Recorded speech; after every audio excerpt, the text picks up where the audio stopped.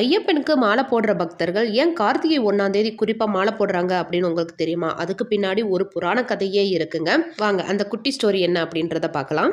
ஐயப்பன் மகிஷிய வதம் பண்ணிட்டு தனக்குன்னு ஒரு இருப்பிடத்தை தேர்ந்தெடுக்கிறாரு. அப்ப ஐயப்பன் தன் கையில இருக்கக்கூடிய அம்பை எய்துறாரு. அந்த அம்பு எங்க போய் விழுகுதோ அங்கதான் தன்னோட இருப்பிடம். நான் அங்கதான் இருக்க போறேன், அங்க இருந்துதான் தன்னை நம்பி வர பக்தர்களுக்கு நான் அருள் பாலிக்க போறேன் அப்படின்னு சொல்லிட்டு ஐயப்பன் சொல்லிட்டு கிளம்புறாரு. அப்பதான் பந்தலராஜாவுக்கு தெரியுது, இத்தனை வருஷம் என் கூட இருந்தது ஒரு தெய்வ குழந்தை அப்படின்னு சொல்லிட்டு.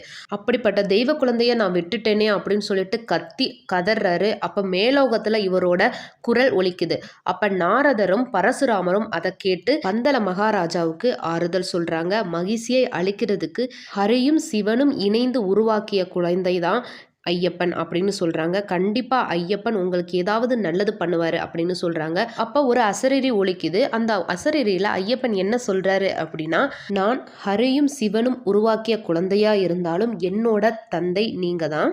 நான் என்னோட இருப்பிடத்தை தேடி நான் போயிட்டேன். நான் இருக்கக்கூடிய இடத்துல நீங்கள் கோவில் கட்டி வழிபடுங்க அப்படின்னு சொல்கிறாரு. அப்போ அந்த கோவில் கட்டுறதுக்கு அடிக்கல் நாட்டணும் இல்லைங்களா, அதை யார் வைக்கிறது அப்படின்ற ஒரு வாக்குவாதம் போகுது. அப்போ நாரதர் வைக்கட்டுமா, பரசுராமன் வைக்கட்டுமா, இல்லை மன்னர் வைக்கணுமா அப்படின்னு சொல்லிட்டு யோசனை போயிட்டு இருக்கும்போது அதுக்கும் ஐயப்பனே வந்து வழிகாட்டுறாரு. தனக்கு கலைகளையும் கற்றுக் கொடுத்து மகிழ்ச்சியை அளிக்கக்கூடிய வித்தைகளையும் கற்றுக் கொடுத்த குரு தான் தன் கோவிலுக்கு அடிக்கல் நாட்டணும் அப்படின்னு சொல்லிட்டு சொல்லியிருக்காரு. சபரிமலை ஐயப்பன் கோவிலை கட்டுறதுக்கு அடிக்கல் எடுத்து வச்ச அந்த நாள் தான் கார்த்திகை 1.